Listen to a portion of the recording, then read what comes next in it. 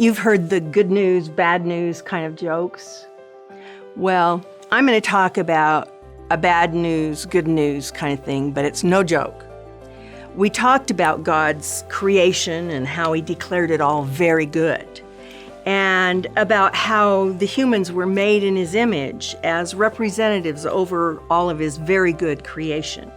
But because he's the creator and he's the authority over his creation, he had made the human beings accountable to him by giving them a command.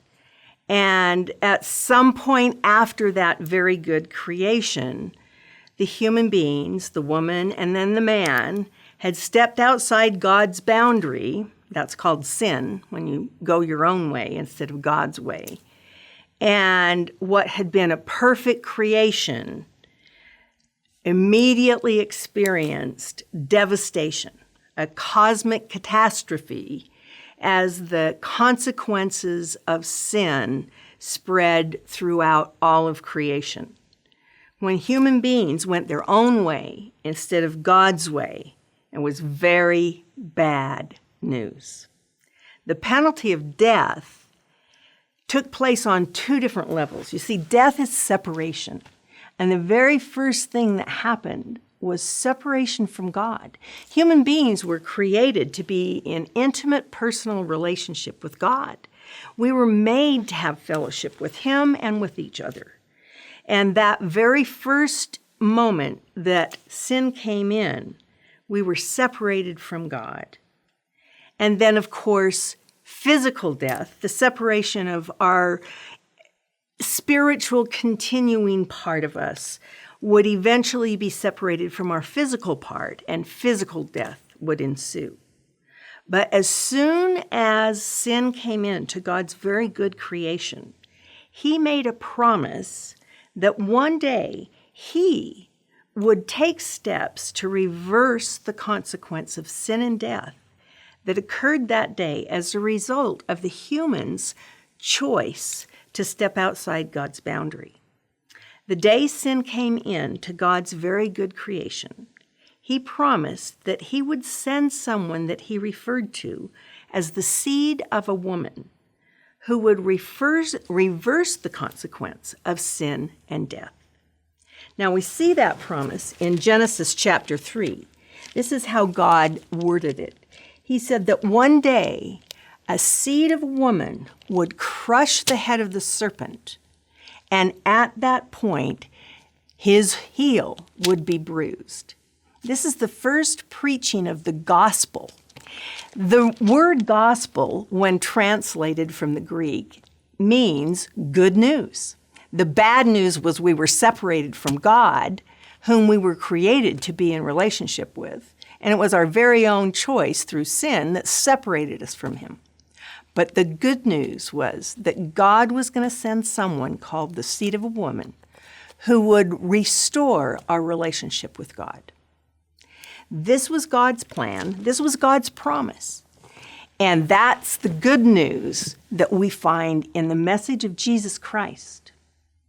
So in the Old Testament, it's filled with the prophecies and the promises that God made through history as he moved through the lives of real people like you and me, whom he used to fulfill this promise as he took people and their lives and used them to create events in history and moments in time where this person, the seed of the woman, Jesus Christ, born of a virgin, the seed of a woman, who would one day pay the penalty for each one of our personal sins through his death on the cross.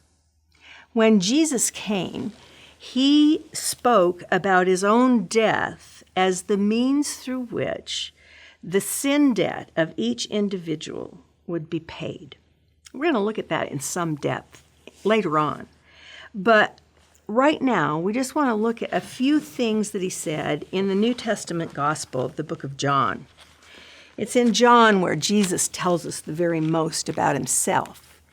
And in the book of John, in chapter 5, as he's speaking to a very large crowd, Jesus tells this crowd that if they believe in him, who he claims to be, that they could pass from death, that separation from God, not just physical death, but spiritual death. If they believe in him, they can pass from death into life, that restored relationship with God, which is eternal life. Later on, he explained how that would happen. He said that he was the good shepherd, and that the good shepherd would lay down his life for the sheep. Now, this was a familiar picture to the people of the New Testament era because shepherds were all around them, and it was the shepherd's job to care for the sheep. And so in this everyday picture of a shepherd caring for the sheep, they could relate to that. But then he went a little bit further and he said, I lay down my life for the sheep only to take it up again. I lay down my life for the sheep and I take it up again.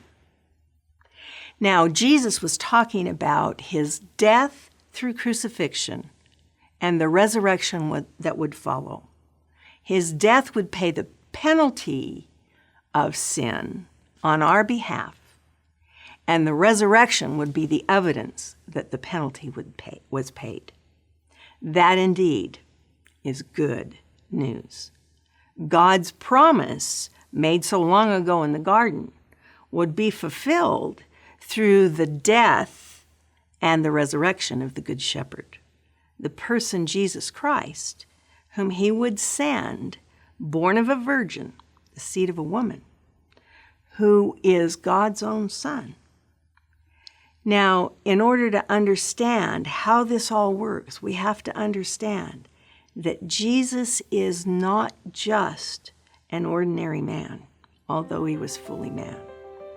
Jesus was God the Son and a human being.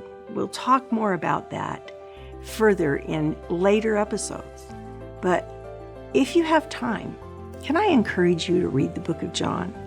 You may discover things about Jesus you never really understood before.